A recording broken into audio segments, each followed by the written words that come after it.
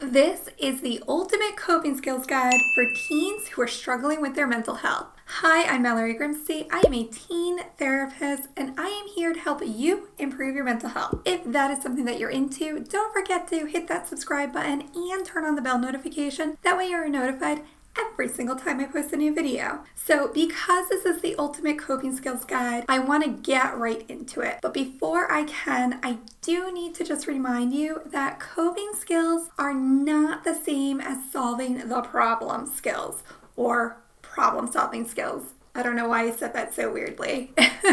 So coping skills are the things that we do to help hang in there through the intensity or discomfort of an uncomfortable situation, moment, or experience. We'll be going over the 4 main categories of coping skills according to Dialectical Behavior Therapy's Distress Tolerance module. This will be a brief overview because if we went over into each skill set in depth, we'd be here forever. But if you're interested in more of a deeper rundown, please be sure to sign up for my coping skills crash course. I'm going to be doing it live in a few weeks, so you can certainly sign up for that, hitting the link in the description box below. And if you happen to not be able to catch it live, that's totally okay. I am going to be making the replay available for purchase. And yes, it will be affordable. Okay, so the 4 main types of DBT's distress tolerance skills are distracting, self-soothing, improving the moment, and crisis survival. So distracting skills are really great to use when the situation that's causing you distress is something like you just can't shake the thought or the feeling. It just keeps kind of circling around or lingering. And so you just kind of need to get some space away from the problem or the situation. Now, we can't always do this physically, so distraction is a great way to do that. Now, please remember that when it comes to distraction, we don't want to be using this as procrastination. That is avoiding the problem. When you distract yourself, you have the intention from the start that once you've gotten some relief from the situation, then you will go back so that you can come back with a cooler, calmer, collected head and be able to solve the problem at that time. So you're probably already using distraction skills in a variety of different ways. This could be reading a book, working on a puzzle, working on your homework. Believe it or not, that can really help in more ways than one. So those are just a few examples of distraction coping skills. If you want a more in-depth rundown, there's actually 7 different distraction coping skills that I'm going to be going over in that coping skills crash course. So make sure that you hit that link if you want more information. Okay, so self-soothing is all about using your 5 senses. So that is sight, smell, taste, sound, and physical touch to decrease the physical responses that we experience when we're distressed. So by actually soothing or self-soothing these areas, you can help decrease those physical responses, which can then decrease the emotional experience, which then lets you go back and solve the problem if you still need to. There are some other areas within self-soothing as well that I'm not going to go too deep into in this video. So again, if you want more about that, click that link to get access to the coping skills crash course. Next up, we've got improving the moment skills. So this one I think is a little underrated, but it's so meaningful and impactful. What is really cool about the improving the moment skills is you can literally take them and use them everywhere because these skills are really focused on helping you so you're changing your mindset or perspective.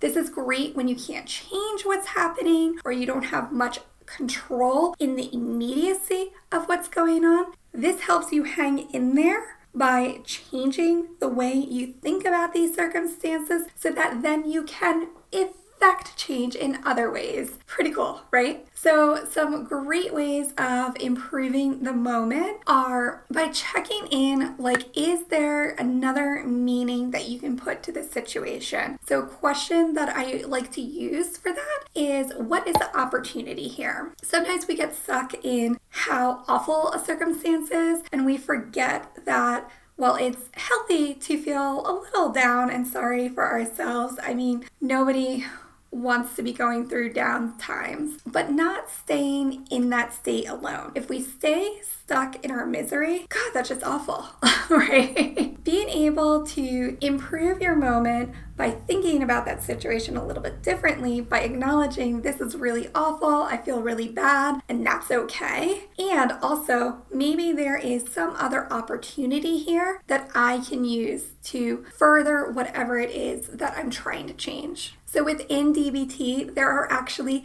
7 improve the moment skills, and I'll be going into all of those in detail in that coping skills crash course, so make sure that you sign up. And of course, the category that everybody loves because it has maximum bang and impact, and that is the 4 crisis survival skills. I have made videos on this several times because it really is super helpful. These skills are meant to be used like when you're like an 8, 9, or 10 on a 0 to 10 scale, where 10 is like the most intense and comfortable you've ever felt, and 0 is calm, neutral, no issues going on. So this is when it's like really intense. You want to use one of these skills to just lower it a little bit or help get you down a little bit quicker and faster. So these skills are really great to use when you feel an anxiety or panic attack coming on. They're really great when you're feeling super depressed to pull yourself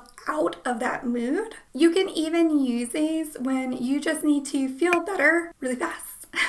Now, of course, none of these coping strategies are like meant to be used alone on their own. They are just meant to help you hang in there through the intensity of the experience. And please keep in mind that if you're starting out pretty high on that 0 to 10 scale, it's gonna take more than 1 or 2 coping strategies to get you down to a more manageable level. In fact, I recommend having at least 6 to 8 coping strategies. That way you have a little bit of diversity in there, and it helps keep you occupied while you're going through this experience. And then after you've gone through your coping strategies, then you can go back to solving the problem. If you enjoyed this and you want even more in-depth guidance to coping skills and get a head start on what you can actually include on your own coping ahead plan, go ahead and sign up for that coping skills crash course that I'm going to be doing. It's going to be amazing. We're going to be going through all the coping skills within